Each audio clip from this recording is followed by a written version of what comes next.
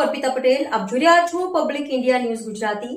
છોટાઉદેપુરના બોરકંડામાં 13 વર્ષની સગીરાની નિર્મમ હત્યા થતા ગામમાં શોક અને રોષ. પોલીસે ગણતરીના કલાકોમાં આરોપી ઝડપી લીધો. છોટાઉદેપુર કદવાલ તાલુકો. છોટાઉદેપુર જિલ્લાના કદવાલ તાલુકાના બોરકંડા ગામમાં એક હૃદયદ્રાવક અને ચકચારી બનાવ સામે આવ્યો છે. ગામમાં રહેતા 13 વર્ષીય સગીરાની નિર્મમ હત્યા થયેલી લાશ ઘરની બાજુના ખેતરમાંથી મળી આવતા સમગ્ર વિસ્તારમાં શોક અને ભયનો માહોલ ફેલાઈ ગયો છે.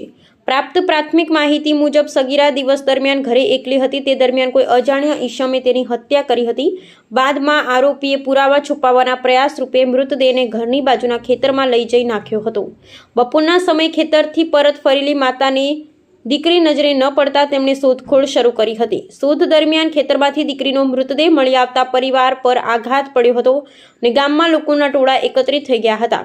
ઘટનાની ગંભીરતાને ધ્યાને લઈ કદવાલ પોલીસ મથકના પીએસઆઈ શ્રી કે સોલંકી સહિતનો પોલીસ કાફલો તાત્કાલિક ઘટના સ્થળે પહોંચ્યો હતો. છોટાઉદેપુર એલસીબી તથા કદવાલ પોલીસની સંયુક્ત ટીમે ઝડપી કાર્યવાહી કરી અને ગણતરીના કલાકોમાં આરોપીને ઝડપી પાડ્યો હતો. પોલીસે પ્રકાશભાઈ હટુભાઈ રાઠવા, ઉંમર 19 વર્ષ, વ્યવસાય ખેતી, રહે બોરકંડા, હોળી ફળિયાની ધરપકડ કરી છે.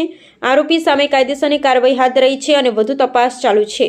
આ ઘટના બાદ ગામમાં શોક સાથે ભારે રોષ જોવા મળી રહ્યો છે. લોકો દોષિતને કડકમાં કડક સજા થાય તેવી માંગ કરી રહ્યા છે. Reporting public India News Jasubhai Ganava અને અમે સત્યની સાથે.